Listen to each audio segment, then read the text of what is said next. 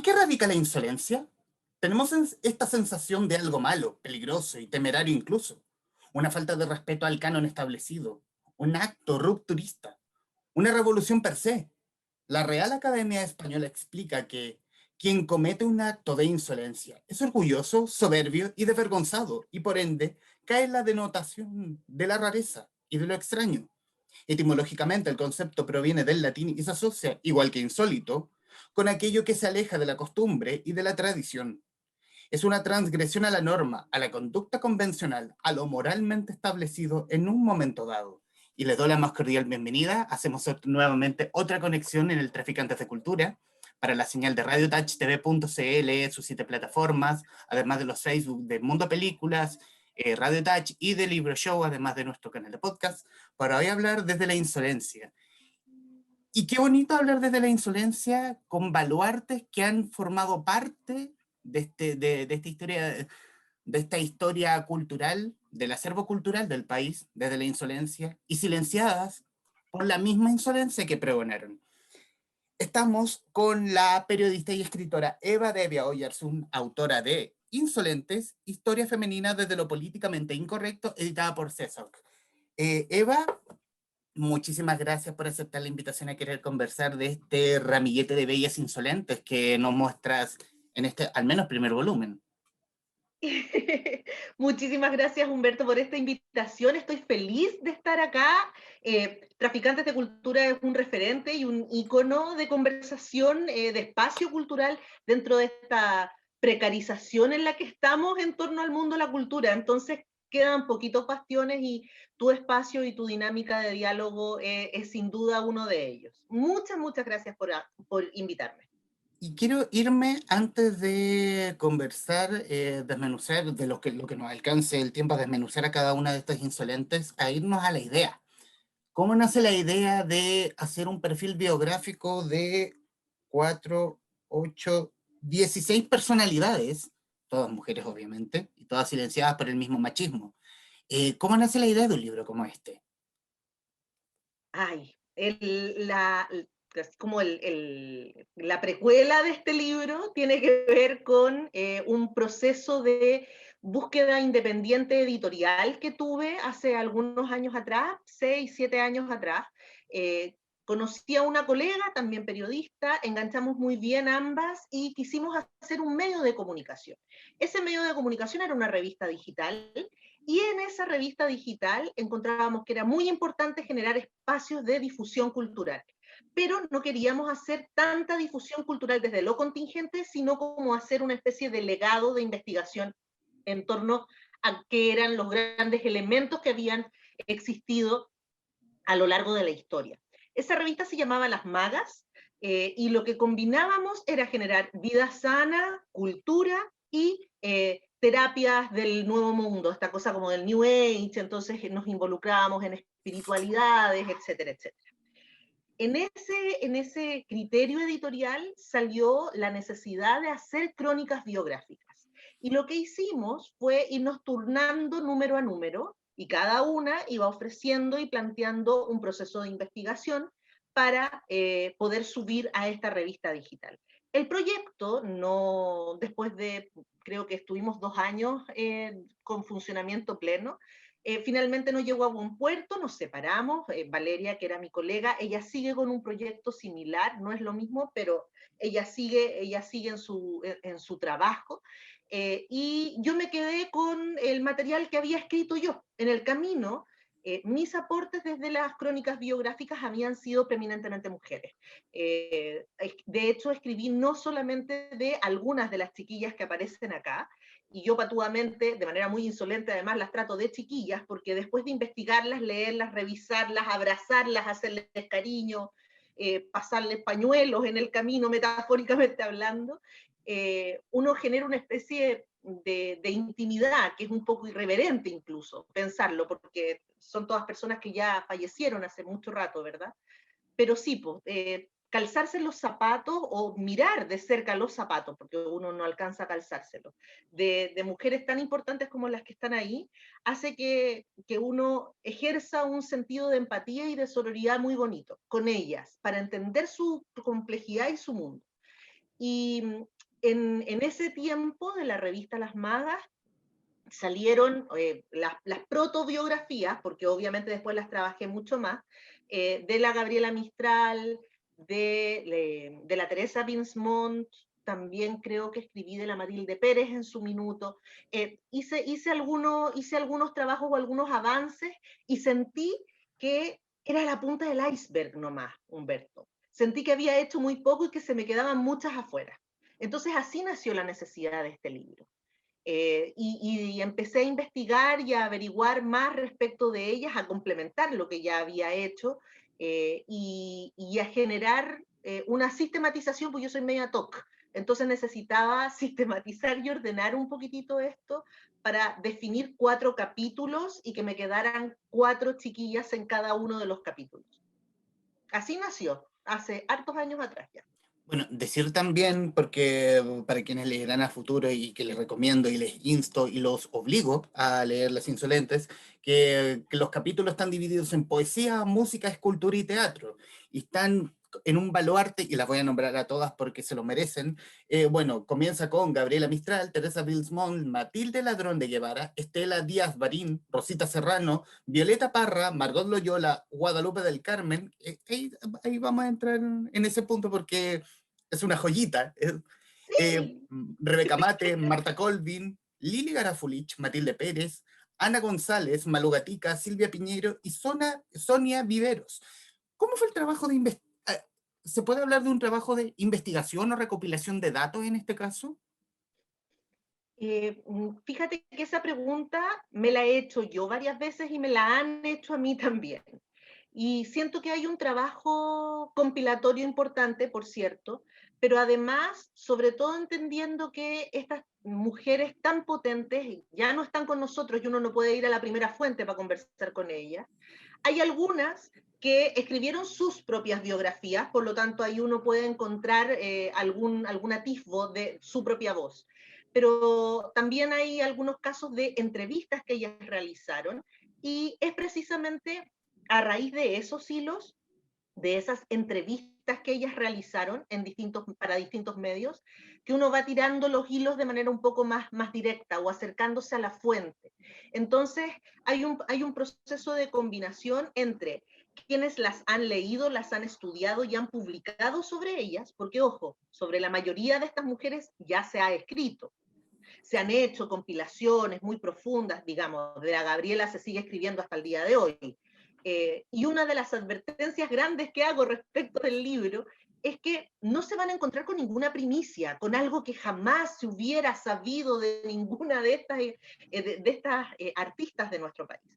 Y sin embargo, tal vez el valor agregado que puede tener Insolentes, que no tienen otras referencias biográficas de ellas, es precisamente esta capacidad de condensar la información y de ser un excelente introductorio, una ayuda a memoria para poder repasar la pincelada de la complejidad de la vida de estas mujeres.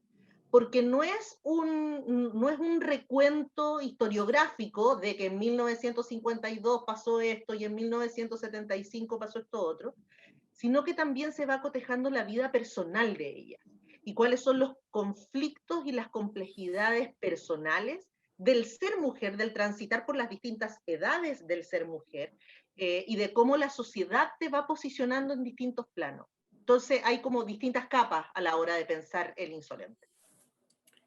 ¿Y por qué las personalidades que están contenidas? ¿Por qué, obviamente, no hablar de Gabriela Mistral sería un insulto a la razón?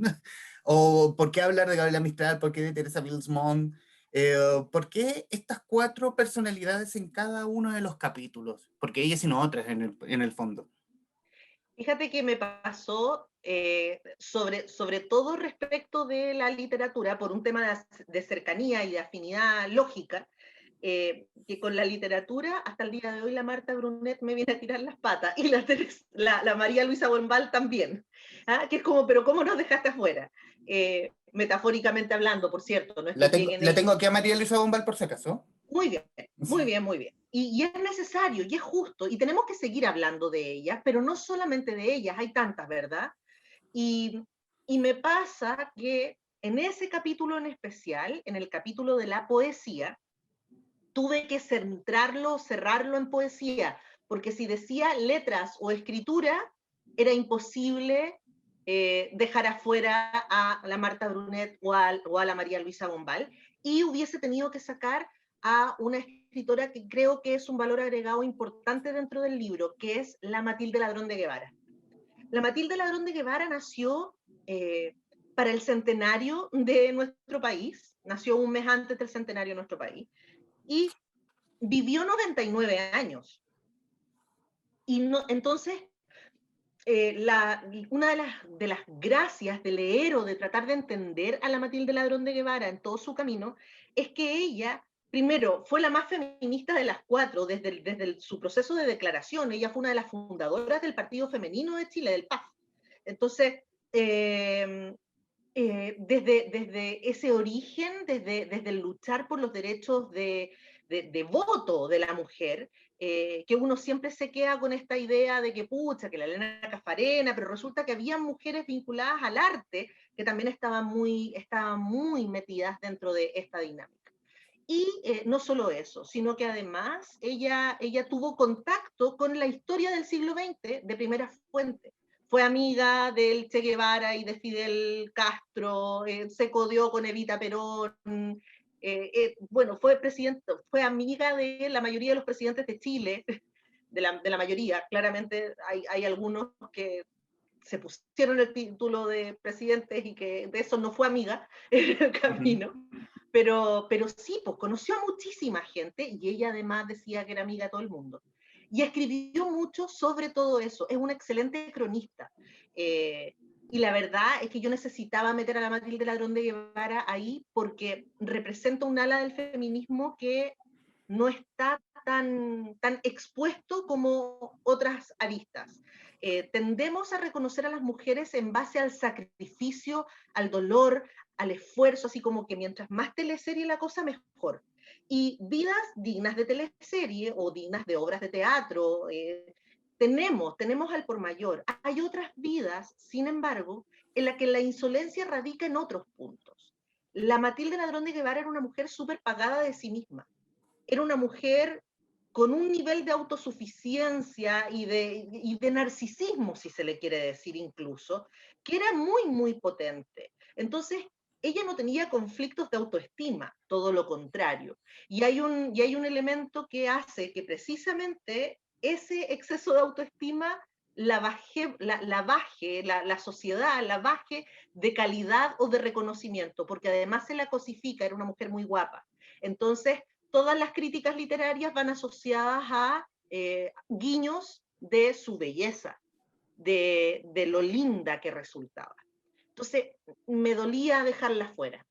Y frente a las cuatro poetas que definí del siglo XX, obviamente la Gabriela, porque la Gabriela es plenipotencia en todo su esplendor, ¿verdad?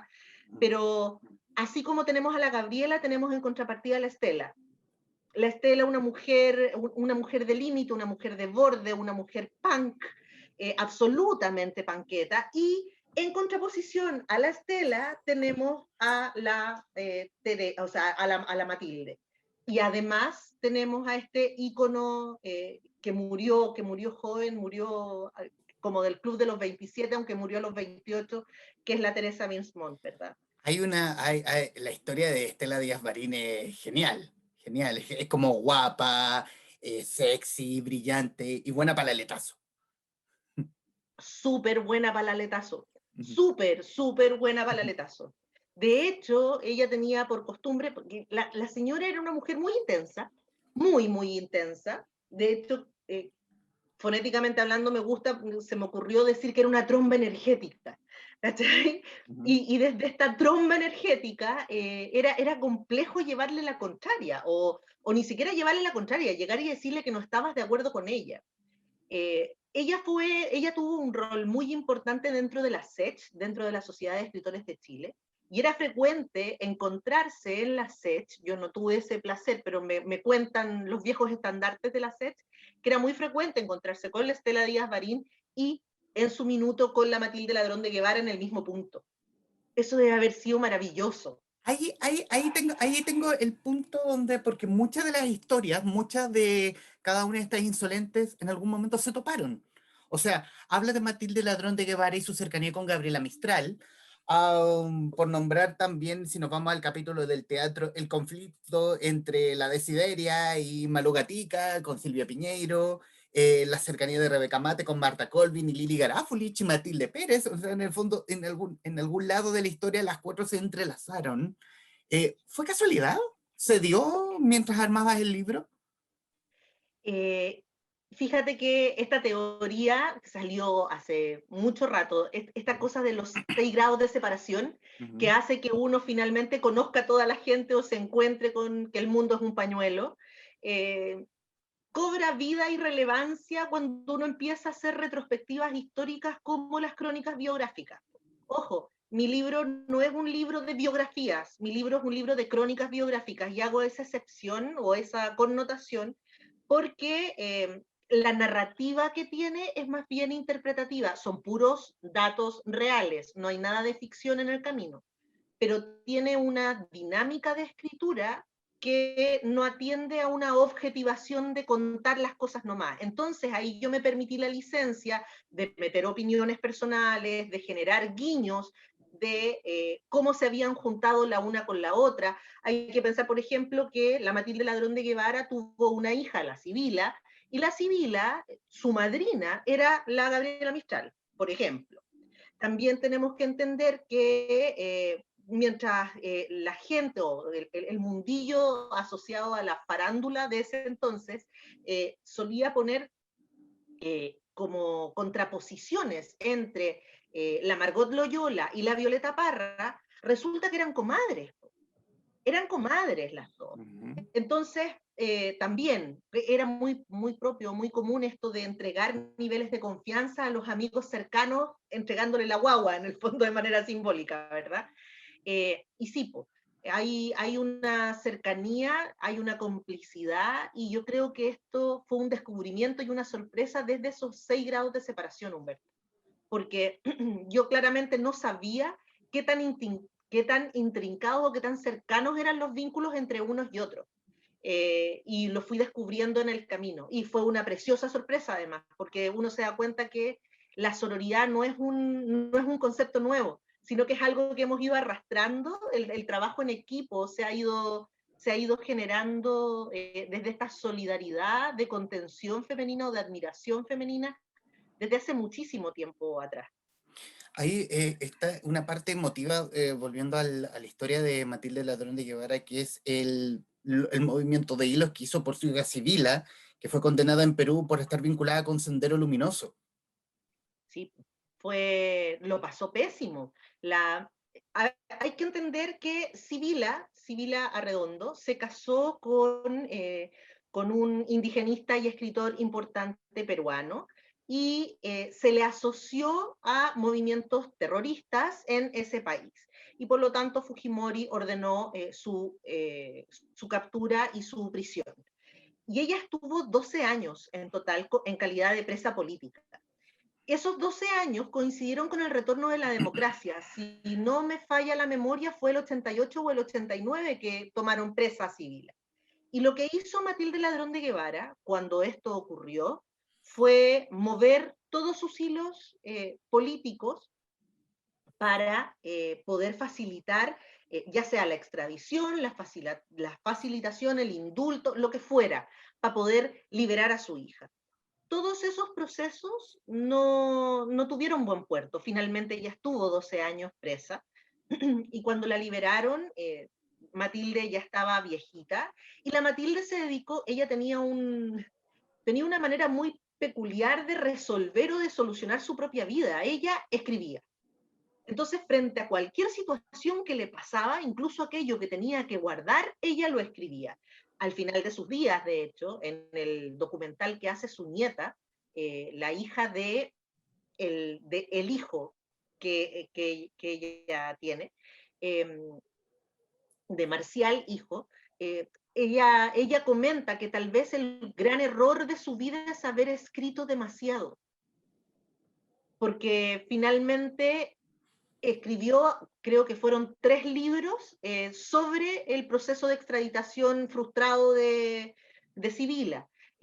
Sibila en el exilio, Sibila, la libertad de Sibila, era un tema recurrente para ella. Pero no solo eso, sino que también escribió sobre su amante, también escribió teniendo al marido al lado, digamos. Entonces, como que era una mujer muy sin filtro. Ella llegaba y escribía nomás. Lo escribía todo y lo publicaba todo, porque vaya y pase a escribirlo, pero ella lo publicaba, lo hacía para todo el mundo. Quiero cambiar un poco el tono, irnos a otro de los... irme al capítulo de la música y precisamente yo podría haberme ido por Rosita Serrano, pero el que más me causó curiosidad es la historia de Guadalupe del Carmen. Eh, Pero es que hablar de las rancheras es hablar de la esencia del campo chileno. yo no conocía ni por lejos a Guadalupe del Carmen hasta que a principios de año creo que la red transmitió el Festival del Canto Mexicano Guadalupe del Carmen de Chanco. Y Pero es por como, a ver, supuesto, Guadalupe del Carmen, y es un prócer. Y ahí tenemos nuevamente la unión entre estas cuatro notables del capítulo de música, porque se hablaba de que si Violeta Parra era popular, Guadalupe del Carmen la super cagó. Perdón el francés. pero es que sí, po. Ujú. La Guadalupe tenía esta gracia. Es que, ¿sabes qué pasa, Humberto? Generalmente tenemos la mala costumbre, y ese es uno de los objetivos iniciales de decidir publicar el libro. Tenemos la mala costumbre de pensar en la cultura asociando la cultura a un elemento o una herramienta de élite, cuando la cultura finalmente es aquello que nos genera identidad. Esto no es qué es primero el huevo o la gallina. Y sí, podemos pensar en, comillas, alta cultura o elementos de élite y nos podemos poner muy intelectuales en el camino y citar muchos elementos. Pero por otro lado, hay trabajos de tierra, de campo, de fruto, de vida, de calle, finalmente. Y eso no es menos cultura que lo otro. No es menos cultura los grafitis que se realizan en torno a todo el proceso constituyente, por ejemplo, que lo que está en el Museo de Bellas Artes. No es menos cultura, es arte contemporáneo finalmente. Y atiende a una serie de repercusiones sociales, ¿verdad? Pero eso Ujú. es lo que ha pasado siempre, no es de hoy día. Esto es un quehacer completo, así se hace en las sociedades. Y las sociedades no se hacen solamente desde la alta cultura. Entonces, entender a la Guadalupe del Carmen es entender el flujo y la llegada de algo muy bonito que pasó en nuestro país.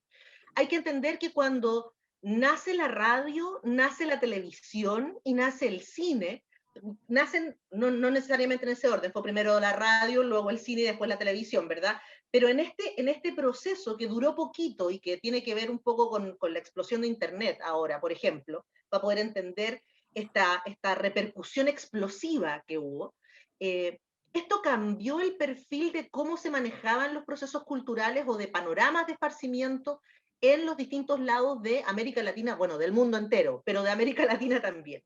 Y la llegada de las películas mexicanas a espacios alejados de las grandes orbes del país fue súper relevante. Y finalmente estos matinés, estos rotativos en los que se hacían con las grandes películas, con María Bonita, con Pedro Infante, con todos estos bien charros, así con harto bigote, con harto sombrero y harto pistolón cantando, generó una sensación de adhesión súper potente a nivel popular, pero a nivel popular de base. Esto jamás llegó a las élites, sino que llegó al pueblo, realmente al pueblo. Y desde allí es desde donde nace la Guadalupe del Carmen. De hecho, se llama Guadalupe del Carmen porque combina a nuestra Virgen del Carmen con la Virgen de Guadalupe, que es el ícono del proceso religioso católico cristiano de México. Y en un movimiento que haces de marketing, porque lo pones en el libro, se toma la historia de que ella viene de Jalisco, Durango, pero que Guadalajara creo que, pero Guadalajara, sí, por allá. pero el movimiento de marketing la convirtió en mexicana, en el fondo. Con los Claro, hermanos, y claro, o y yo no te... ironías de la vida, la pobre nunca pudo viajar a México. Dos oportunidades donde como se enfermó. ¡Mm! Diablos. Y nunca pudo, no alcanzó. Claro, yo no tenía noción de Guadalupe del Carmen, pero sí los hermanos Campos, porque estuvo muy Pero ligado a claro que ellos. sí. Claro que sí, po. Ujú, Y ahí caemos nuevamente en esto de que la pareja de termina siendo más importante. ujú. Yo suelo hacer estos comentarios o estos paralelos porque es súper frecuente en la historia que cuando una mujer se enamora, finalmente termina potenciando la carrera de la pareja antes que la carrera propia. No es que la Guadalupe lo haya querido hacer de manera consciente, pero cuando hizo esta alianza con los hermanos, con los hermanos Campos, eh, con, ella empezó, ella dejó su protagonismo, no es que haya dejado su protagonismo, pero ella se dio el espacio para que su pareja brillara. Y bueno, es un corrido mexicano, pues la cosa tiene harta tragedia, pues si finalmente uno de los hijos terminó muriendo en un accidente con pistolas. Entonces, es bien truculenta la historia Es un igual corrido ahí. mexicano. Completamente, Es un corrido. completamente. Quiero seguir en el tono de la tragedia e irme, ahora sí, porque no puedo no tocarla en este punto, que es la historia de Rosita Serrano, que es el ruiseñor chileno que le cantó a los Claro. nazis, que es tremenda historia. Es un policial. Súper. Es un súper policial porque tiene espionaje, contraespionaje, ingenuidad tal vez, o verse sometida a las circunstancias, porque hay un debate en torno a quienes son detractores de la Rosita y hay quienes defendemos a la Rosita, hay un poco de todo en el camino. Eh, ella se va a Europa y llega a Europa cuando el Tercer Reich está en un ascenso absoluto, porque la mamá vivía allá, ¿verdad? Y ella tenía muchísimas ganas de seguir los pasos de la madre, que era una brillantísima soprano. Y por lo tanto llega con todas estas ganas de abrir y de comerse el mundo finalmente.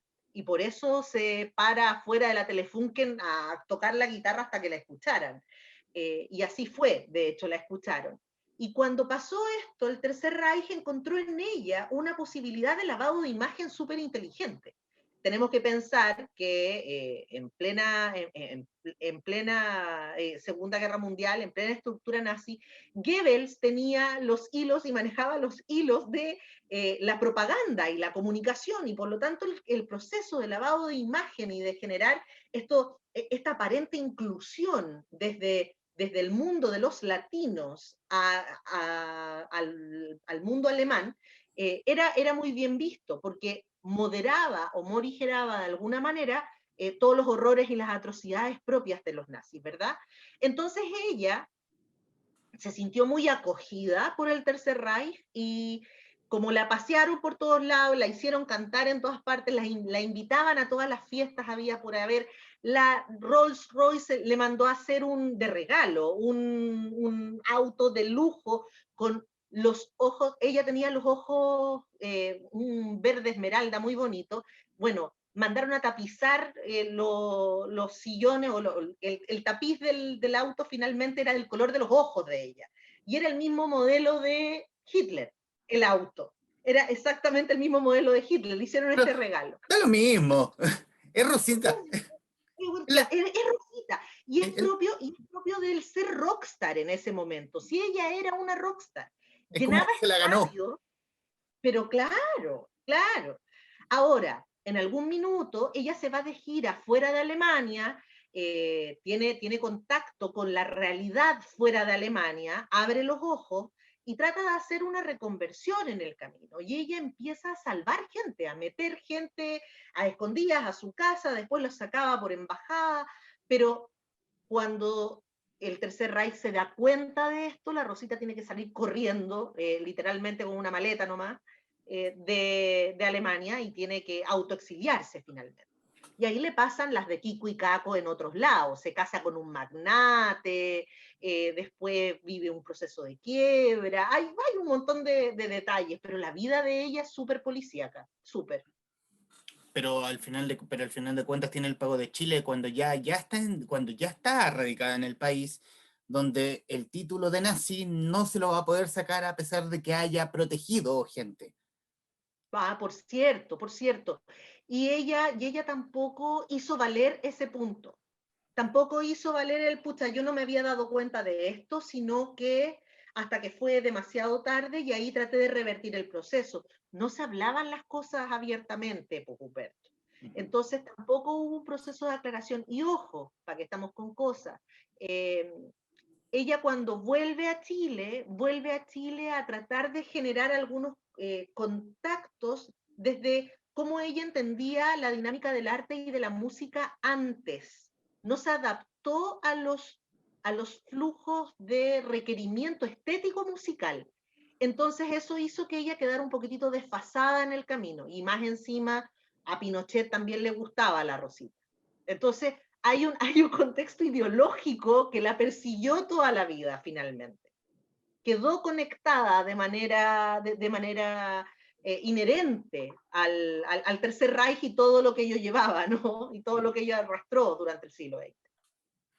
Pero la vida de la Rosita terminó siendo un misterio hasta el fin de sus días y más allá. De hecho, ni siquiera sabemos dónde está exactamente sus restos, porque hay algunos que dicen que está acá en Chile, pero hay otros que dicen que un amante se llevó los restos y los esparció en el Mediterráneo, otros dicen que no, que en realidad está dentro de un ánfora, que en realidad es un busto que hicieron de ella en Alemania. Tantas cosas que hay. Es Estamos con, mito. estamos con Eva Devia Oyarzún, autora de Insolentes, Historias Femeninas desde lo Políticamente Incorrecto, editado por CESOC. Quiero irme al camino editorial. ¿Cómo llegas a CESOC? ¿Cómo llegas a la histórica y señera CESOC? Bueno, a decir, es el Centro de Estudios Sociales, quien fuera Lo primero, la casa editorial de Patricia Verdugo y de tantos ilustres. lo primero que tengo que decir al respecto es precisamente eso. Ujú. Ya no termino de creerme el hecho de que CESOC haya confiado en este proyecto de esa manera. Llegué a CESOC de pura insolente, básicamente, porque había golpeado varias casas editoriales previamente y ya habían proyectos de biografías femeninas sobre el tapete. Me pasó, Humberto, que yo tenía esta idea de libro hace mucho rato, como te estaba comentando, ¿verdad? Ya tenía 6, 7 años de trabajo en él. Y mientras yo seguía masticando cómo terminar de armar el libro, veía que salían distintos libros de biografías de mujeres importantes. Y me agarraba la cabeza a dos manos porque era como, pero mi libro, mi libro.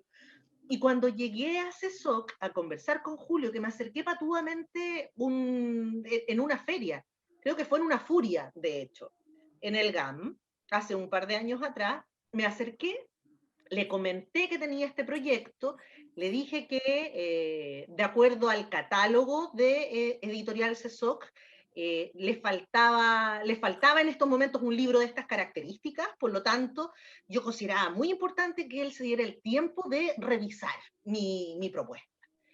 Útil. Julio levantó la ceja, claro, yo vendiendo todo el rato, así, no, yo creo que tú lo necesitas. Y Julio levantó la ceja y me dijo, pero esto es todo de investigación, porque si no hay fuentes que contrasten esto no nos sirve de nada. Y sí, entendiendo que CESOC es solamente no ficción y que trabaja en base a metodología de dinámica de fuentes, de estudios, de investigaciones, no podía permitirme una línea narrativa más allá de lo que sale en Insolentes. Es la forma más no el fondo. Todo está aseverado y cotejado con fuentes, no está tirado al azar, ¿verdad? Pero queda desde ese rango. Y le mandé el proyecto a Julio, a mi editor, y Julio me respondió un par de semanas después de haber revisado el libro, me dijo, me encanta, pero, y cuando uno dice pero es como, y uno abre los ojos con cara de susto. Me dijo, pero yo creo que no pueden ser 12, originalmente eran 12, tienen que ser 16. Así que súmale una más a cada capítulo. Uf. Y ahí me puse a escribir como china, pues de vuelta, así como, no, pero ¿cómo? Y seguí investigando y trabajando. Y eso me permitió acercarme a mujeres que no había descubierto. De hecho, nuestra queridísima Guadalupe del Carmen es una de ellas.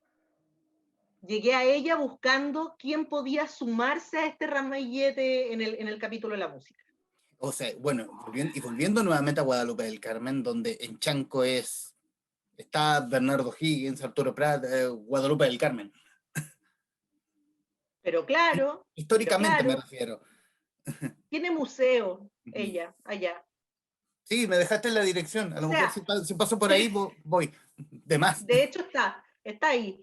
Y claro, pues cuando pensamos en las rancheras en Chile, decimos, oh, la María José Quintanilla, gran valor, la chiquilla, sí, talentosa, todo lo que se quiera, pero la María José Quintanilla vendió un cuarto de lo que vendió la Guadalupe en su minuto. Ahora estuvo así de alcanzarla. Sí, sí, Ujú, casi ujú, la alcanza, pero tenemos que entender que las dinámicas de venta y los flujos de venta son súper distintos hace 10 años que hace 50 o hace ujú. 40.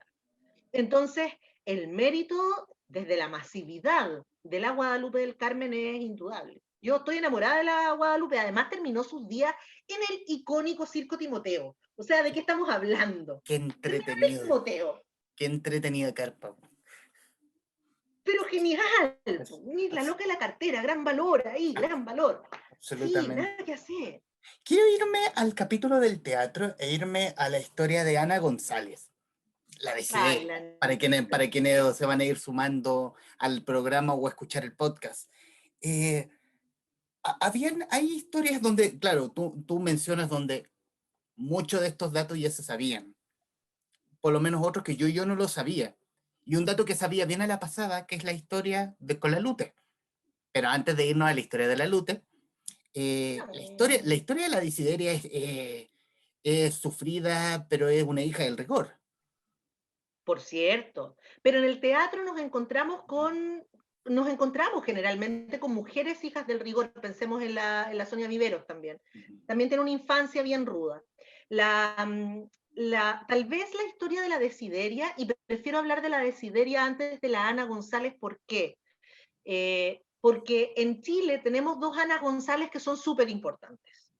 Y generalmente esas Ana González se nos traslapan la una con la otra. Hay una representante de los detenidos desaparecidos y Ana González de defensora. Recabarren. Exacto, exacto. Y para quienes alcanzamos a ver a la figura icónica de la desideria en la televisión, podemos entender que hay dos, pero para las generaciones nuevas, si decimos Ana González, piensan primero en la Ana González asociada a los derechos humanos. Ujú. Entonces, por eso me gusta siempre hablar un poco de la desideria en el camino.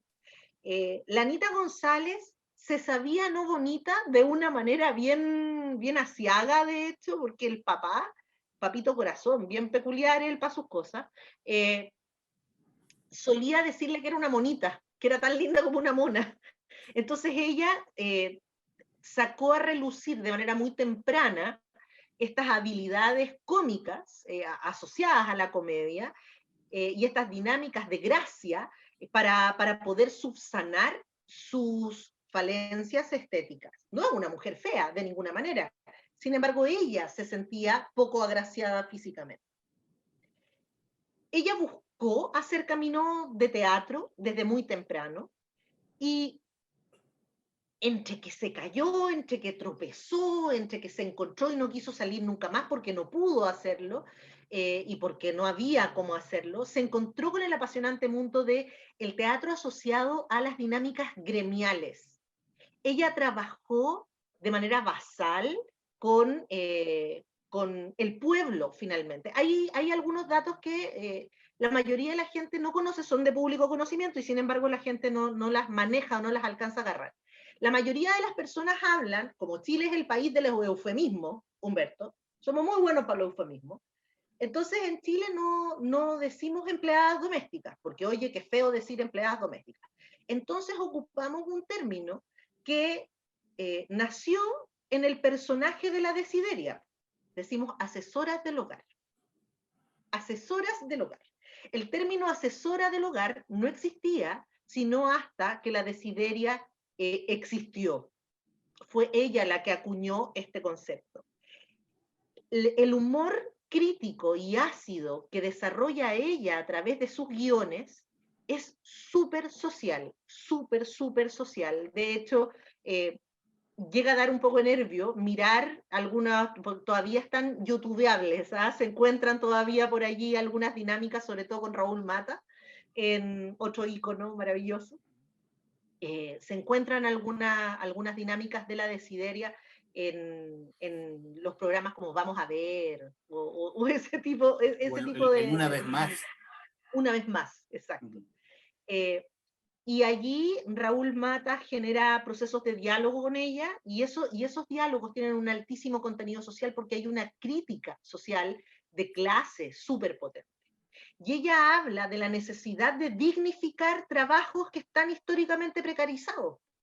Y son reclamos y necesidades tan contemporáneas, y sin embargo ella hace 50 años atrás ya los estaba poniendo sobre el tapete a todo lo que da. Ella defendía gremialmente, pues se supone que ella era como la presidenta del gremio de las asesoras del hogar.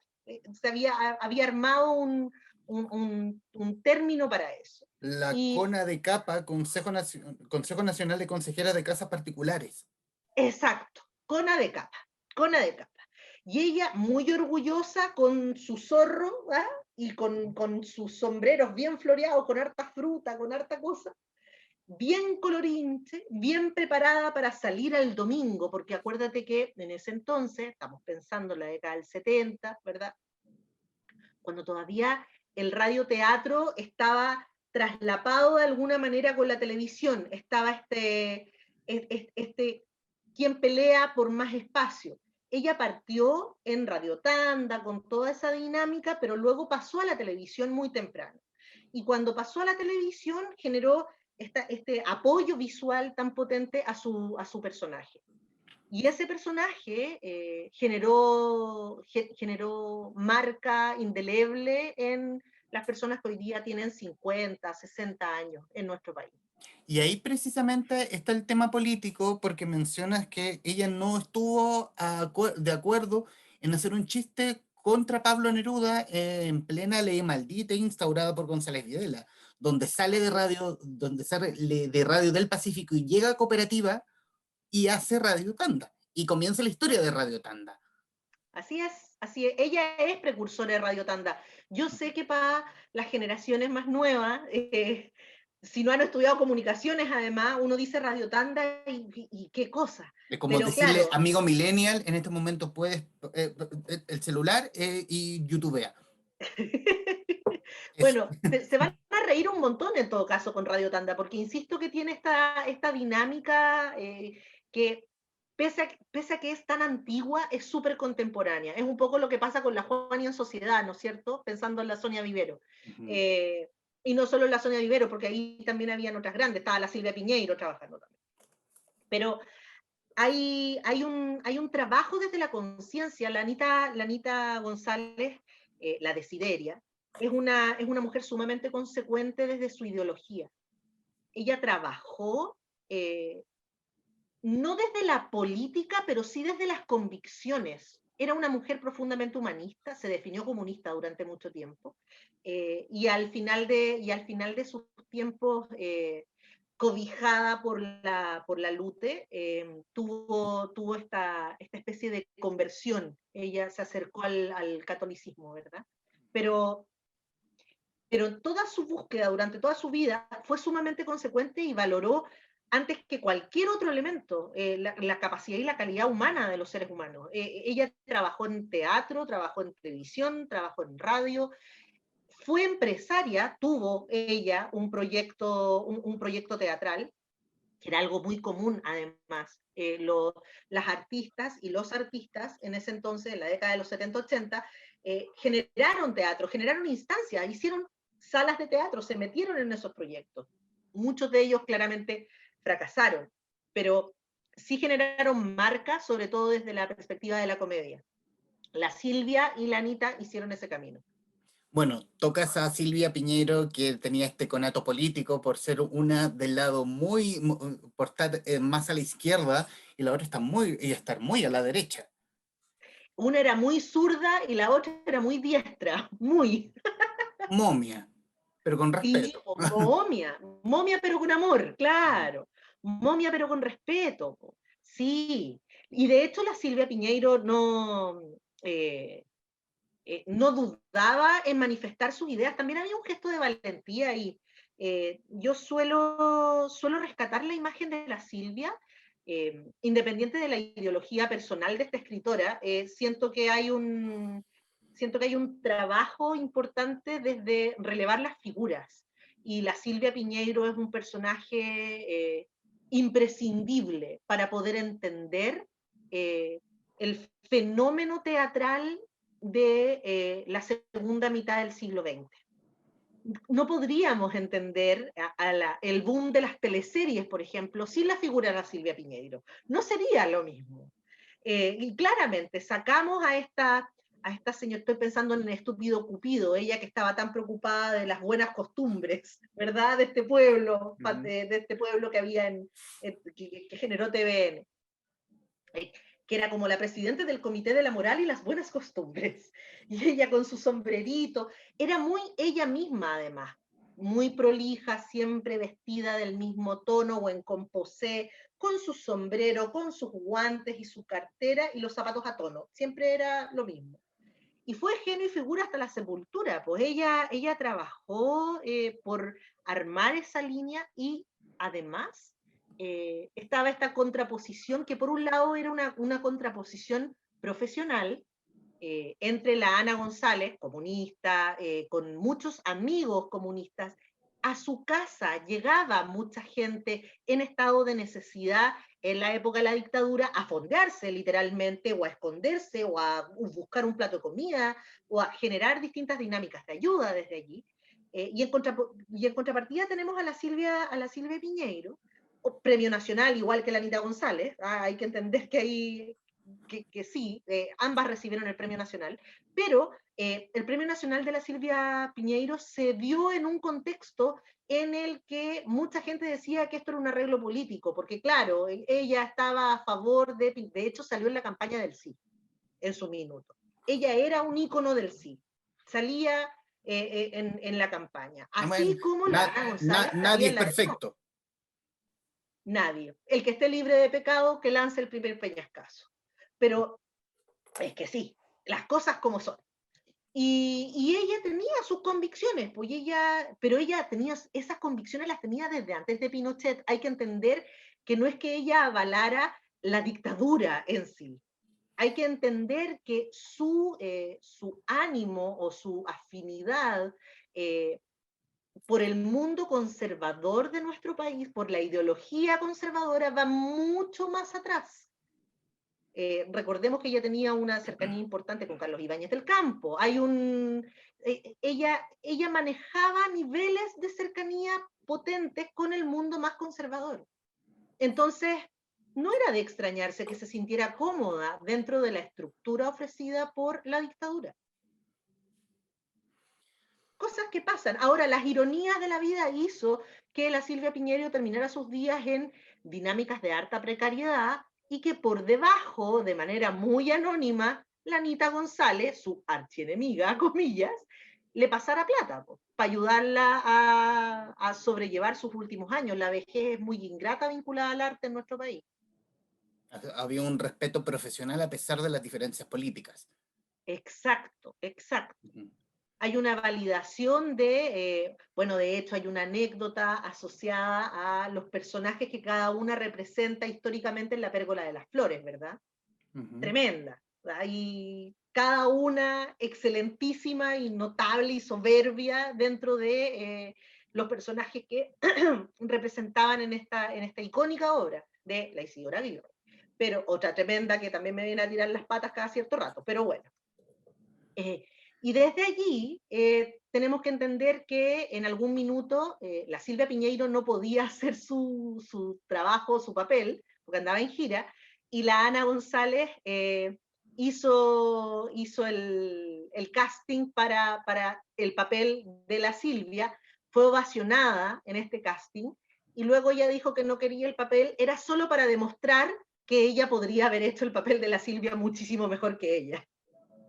Sutil, Así nomás. sutil. Oh, Eva, nos faltó tiempo y nos quedaron muchos insolentes afuera. Pero obviamente la pregunta precisa es, ¿tendremos una segunda parte? ¿Te quedaron más insolentes como para un segundo Quedan, libro? quedan muchas insolentes, muchas insolentes. O sea, ¿te quedaron Yo, insolentes afuera como para que tu editor diga, vamos?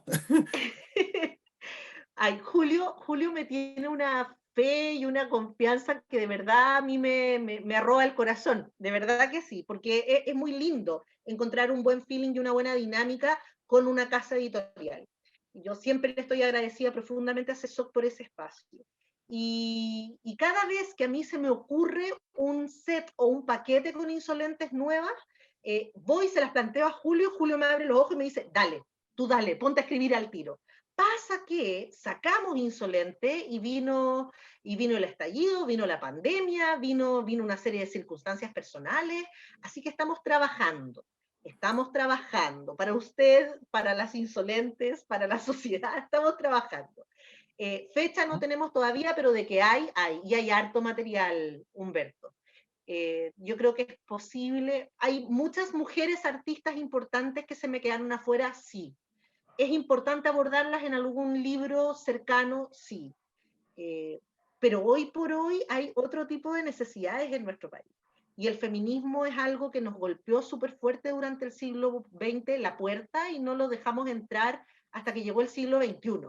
Entonces, tal vez hablar de mujeres que estaban vinculadas en política de manera activa, hoy me hacen un poquito más de sentido. Desde las urgencias sociales, desde los procesos que estamos viviendo hoy día, finalmente. ¿Hay una insolente viva hoy, ahora, que destacarías? Sé que es difícil, te estoy pidiendo solamente un nombre. Viva, Ujú. viva. Hay varias vivas insolentes. O sea, creo que hay una insolente que tiene una cantidad de bemoles impresionante y que podemos decir millones de cosas a favor o en contra de ella, y sin embargo su figura es súper importante hoy. Está en el Congreso y se llama Pamela Giles. Es una figura controversial, es una figura irreverente, es una figura que tiene garra, es una figura que ha arrastrado y que ha generado un montón de movimientos a favor o en contra, pero allí está. Es imposible que pase desapercibida la Pamela Giles, ¿verdad? Creo que ella es un icono insolente hoy por hoy.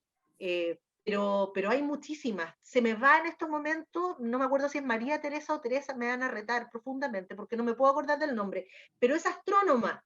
Y no es cualquier astrónoma, María es Teresa un Ruiz, ícono. Gracias, María Teresa Ruiz. ¿Viste que se grande me María iba? Teresa No, Ruiz. Teresa o María Teresa. María Teresa Ruiz. Ella es otro ícono, súper potente. Excelente. Bueno, para quienes van a ver esto a futuro y quienes escucharán el podcast, absolutamente recomendadísimos. Hasta el momento, primer volumen de Insolentes, historias femeninas desde lo políticamente incorrecto, de nuestra invitada, la periodista y escritora Eva Devia Oyarzún, quien amablemente conversó con la guarida de los traficantes de cultura. Eva, muchísimas gracias.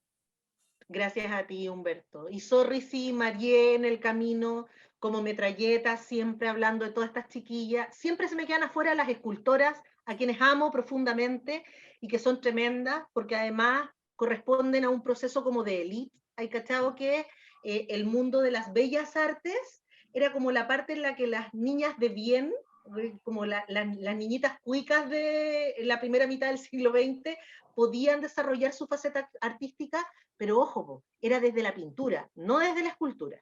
Entonces, que ellas se hayan metido a la escultura es un referente súper importante. Y Atento ahí tenemos, y a la historia de Matilde Pérez, la historia de es la que cinética en sí, Chile, wow. ojalá fuera en Chile, ella es un ícono mundial. La Lamenta Matilde Pérez Ujú. es la creadora de una corriente artística reconocida en todo el mundo. El arte cinético es tiene origen en Chile y no la reconocimos hasta que fue súper tarde. Por suerte alcanzamos a reconocerla socialmente de algún modo, de manera muy tardía. Tenía 80 y tantos cuando la empezaron a pasear por todas las escuelas de arquitectura, de arte, de diseño, reconociendo esta importancia de tener esta artista con nosotros. Y se fue reconocida, afortunadamente, pero hay muchas a las que no les pasa eso. Nos ha faltado tiempo y ha sido una grata conversación. Eva Devia, gracias. Gracias a ti, gracias a ti. Y larga vida a los traficantes de cultura. Gracias, y a quienes nos están viendo, muchísimas gracias. Y si quieren volver a ver este programa, radiotouchtv.tv, perdón, radiotouchtv.cl, en nuestro canal de YouTube y nuestro canal en Spotify, #The Libro Show al podcast. Por mi parte, nos vemos. Chau.